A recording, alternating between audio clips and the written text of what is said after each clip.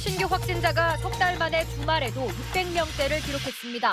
내일부터 수도권과 부산의 유흥시설 영업이 금지되는데 어젯밤 서울 강남의 한 클럽에서 방역수칙을 위반하고 수백 명이 총탄을 벌이다 적발됐습니다. 남양주 주상복합건물 화재가 10시간 만에 진화됐습니다. 큰 불이 났지만 재빠른 대피로 인명피해가 적었는데 화재 감식 상황 등을 취재했습니다. 미국과 국내에서 2년 동안 계속된 LG에너지솔루션과 SK이노베이션의 전기차 배터리 소송이 전격 합의됐습니다. 합의 배경과 산업에 미칠 영향을 분석했습니다. 미얀마군과 경찰이 시위대에게 박격포와 유탄 발사기까지 쏘면서 80명 넘게 숨졌습니다.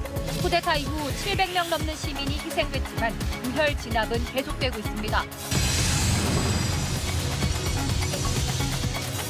다음 소식입니다. 어제 경기도 남양주에 있는 한 주상복합 건물에서 났던 큰 불이 10시간 만인 오늘 새벽 모두 꺼졌습니다. 아직 정확한 화재 원인은 밝혀지지 않았지만 1층에 있는 식당 주방에서 가스 폭발이 있었던 걸로 추정하고 있습니다. 김민정 기자가 보도합니다. 차량 40여 대가 타고 200곳 가까운 상가가 거의 탈 정도로 컸던 화재 규모와 비교하면 인명피해는 크지 않았습니다. 시민들의 침착한 대응이 돋보였는데 당시 대피 상황은 어땠는지 한소희 기자가 취재했습니다. 경북 구미의 한 빌라에서 숨진 채 발견된 보람이가 태어나고 한 달 뒤 집에서 다른 아이로 바뀌었을 가능성이 제기됐습니다. 2018년 4월 24일을 기점으로 사진에 나온 왼쪽 귀 모양이 확연히 달라졌기 때문인데 검찰은 우선 공개된 사진이 새로운 자료로 확인될 경우 추가 수사를 검토하겠다고 밝혔습니다. 정반석 기자입니다.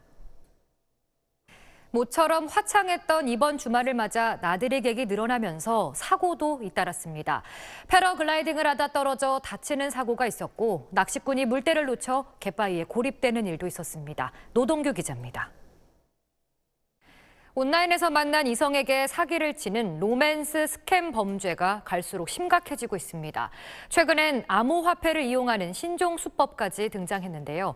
국제 범죄 피해 10건 가운데 1건 이상이 로맨스 스캠인 걸로 확인됐습니다. 김혜영 기자의 단독 보도입니다. 재보궐선거 패인으로 조국 사태를 거론하며 반성했다가 강성 지지자들에게 거센 비난을 받고 있는 민주당 초선 의원들이 조소와 비아냥에 아프지만 의견 개진은 이어가겠다고 밝혔습니다. 당직자 폭행 논란을 빚은 국민의힘 송원석 의원에 대해선 징계 절차가 시작됐습니다. 강민우 기자입니다. 코로나19 여파로 밖에서 밥 먹는 것도 참 어려워졌죠. 그만큼 일식집이나 횟집을 찾는 사람들도 크게 줄었는데요. 이런 식당을 통해 주로 소비되던 장어나 전복 같은 고가의 수산물들이 대형마트로 판매를 옮겨가면서 집에서 즐기는 사람들이 늘고 있습니다. 한지연 기자입니다.